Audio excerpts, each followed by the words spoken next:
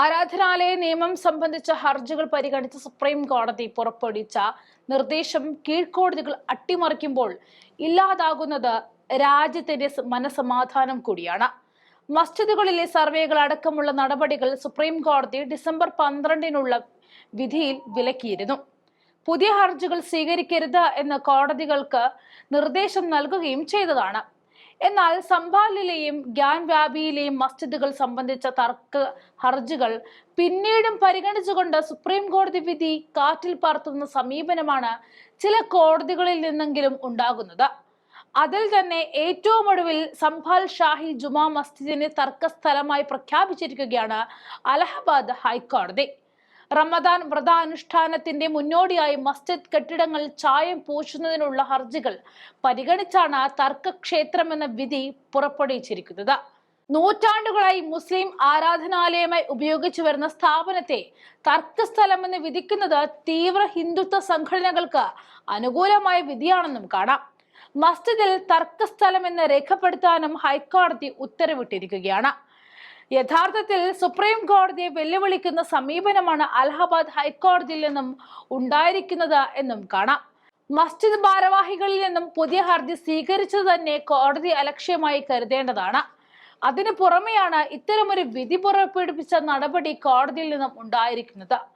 പുതിയ ഹർജികൾ സ്വീകരിക്കരുത് എന്ന നിർദ്ദേശം സുപ്രീം കോടതി ഡിസംബറിൽ നൽകുമ്പോൾ 10 മുസ്ലിം പള്ളികൾക്ക് മേൽ അവകാശം ഉന്നയിച്ച 18 ഹർജികൾ വിവിധ കോടതികൾക്ക് മുൻപിലുണ്ടായിരുന്നു എന്നും കാണാം.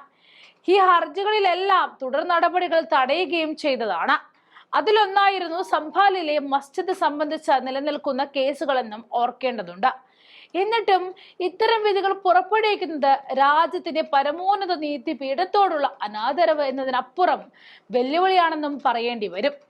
രാജ്യത്തിന്റെ ചില കോടതികൾ പോലും BJP സർക്കാരിന് കീഴിൽ കാവ്യവൽക്കരിക്കപ്പെട്ടിരിക്കുന്നു എന്നാണ് ഇത്തരം നടപടികളിലൂടെ വ്യക്തമാക്കപ്പെടുന്നത്. രാജ്യത്ത് ഏകാധിപത്യ ഭരണം പോലെ കേന്ദ്ര സർക്കാരിന്റെ കീഴിൽ സംഘപരിവാർ സംഘടനകൾ ന്യൂനപക്ഷങ്ങളെ ആക്രമിക്കുമ്പോൾ അവർക്ക് അഭയം നൽകേണ്ടത് കോടതികളാണ്. അതുകൊണ്ട് ഈ വിഷയങ്ങളിൽ ഫലപ്രദമായി ഇടപെട്ട് നടപടി സ്വീകരിക്കുന്നതിന് സുപ്രീം കോടതി തയ്യാറാകേണ്ടതാണ്.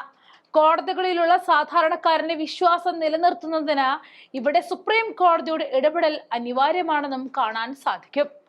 ആരാധനാലയങ്ങളുമായി ബന്ധപ്പെട്ട ഹർജികൾ യഥാസമയം പരിഗണിച്ച് തീർപ്പ് കൽപ്പിക്കുന്നതിൽ കാലതാമസം ഉണ്ടായതിനാൽ തർക്കങ്ങൾ ഒന്നിൽ നിന്നും പലതായി വ്യാപിക്കുകയും ചെയ്തിട്ടുണ്ട്. ഗ്യാൻവാബി, സംഭാൽ തുടങ്ങിയ 10 മുസ്ലിം ആരാധനാലയങ്ങളുടെ പേരിലും തർക്കമുന്നയിച്ച് കോടതികളിൽ ഹർജികൾ നൽകിയിട്ടുണ്ട്. ചില കോടതികൾ ഹർജിക്കാർക്ക് അനുകൂലമായ വിധികൾ പുറപ്പെടുവിക്കുന്ന സ്ഥിതിയും ഉണ്ടായിട്ടുണ്ട്. ഈ ഘട്ടത്തിലാണ് 1991 ആരാധനാലയ നിയമത്തിന്റെ സാധുത ചോദ്യം ചെയ്ത ഹർജികൾ വീണ്ടും സുപ്രീം കോടതി സജീവ പരിഗണനയ്ക്ക് എടുത്തത്. 1991 കോൺഗ്രസ് സർക്കാർ കൊണ്ടുവന്ന നിയമത്തോട് നിലവിലുള്ള BJP സർക്കാരിന്റെ നിലപാട് അറിയിക്കാതിരുന്നതായിരുന്നു ഈ പരിഗണന വൈകുന്നതിന് പ്രധാന കാരണമായത്. 2020 മുതൽ പലതവണ നിലപാട് അറിയിക്കണമെന്ന് ആവശ്യപ്പെട്ടുവെങ്കിലും അതിന് തയ്യാറായില്ല എന്നതും വാസ്തവമാണ്. ഇതിനിടെ പുതിയ നീക്കങ്ങൾ കുത്തിപ്പൊക്കിക്കൊണ്ടുവരികയും അതാതിടങ്ങളിൽ സംഘർഷത്തിനും കലാപങ്ങൾക്കും കാരണമാവുകയും ചെയ്തിട്ടുണ്ട്.